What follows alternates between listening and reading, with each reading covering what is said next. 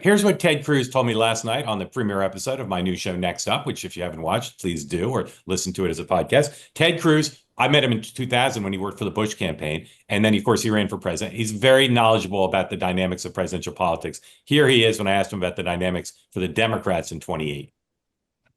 Who's the most formidable to win a general election? Who do you look at the way Democrats looked at George Bush in 98, 99 and said, if that person's their nominee, it's going to be tough to beat?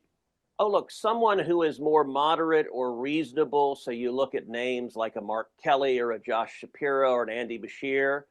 I think they could be formidable in a general. I don't know that they have a prayer of winning a Democrat primary. Gavin Newsom is clearly incandescently ambitious.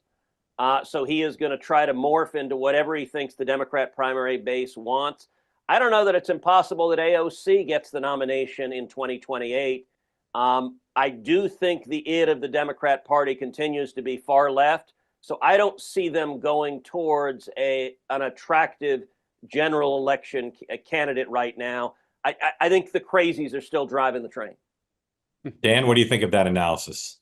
Yeah, no, look, I think it's pretty good. I actually was talking to someone in D.C. the other day who said it's not true that Elizabeth Warren hasn't been president. Like most of her staff was in the Biden administration. And look at what we got.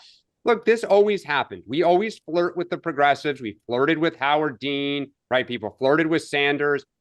For people don't remember, Elizabeth Warren in the fall of 19 was the it candidate, and she rose, and then she got, tied up on Medicaid for all. Like, we always do this, and historically, when the real voting has happened, the party has kind of gone back to who they think is the more electable, pragmatic candidate. Will history repeat itself? I don't know, but we are going to have some pretty strong kind of, moderate governors that are going to run.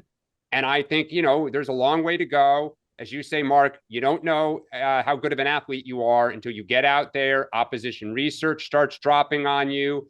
Crises like, interviews, going to meet with voters, got to see what states are coming. So, I think Ted Cruz is, off, but he's not totally off.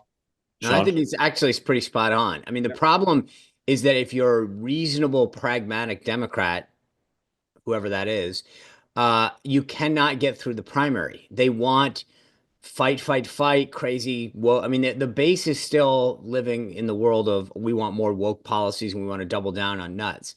So I don't see how you get through a Democratic primary. I will say this just as a side note, because I think, Mark, you referenced this the other day on both New Hampshire and then we talked, Dan referenced South Carolina. At some point, we should have a discussion about how and when those decisions are going to be made, because that plays into a lot of that the progression of those states. You're absolutely right, Dan.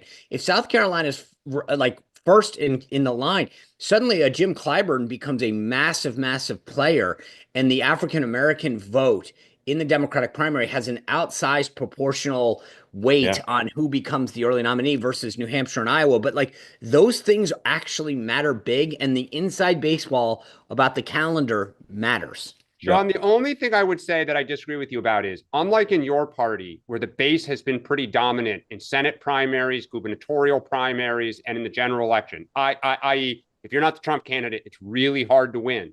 In our party, the base's track record of winning hot Senate contests, governor's races, and presidential primaries is terrible. Right? And that is the difference between our party. What you see on Blue Sky or X is the super vocal, minority. But the majority of our party is actually kind of like a silent, quiet, moderate middle. Totally right, fair enough, but that's why I think the calendar matters too. Sure, of course. Because if you go through New Hampshire and Iowa, I think you end up exactly kind of closer to where you are. You go through South Carolina first, you end up potentially with you might change that dynamic quickly. Hey, want to be part of the two-way community all the time? Hit the subscribe button. Great video clips like this, plus conversations like no other, full episodes and more, always available on this channel. You got to hit subscribe to never miss a thing.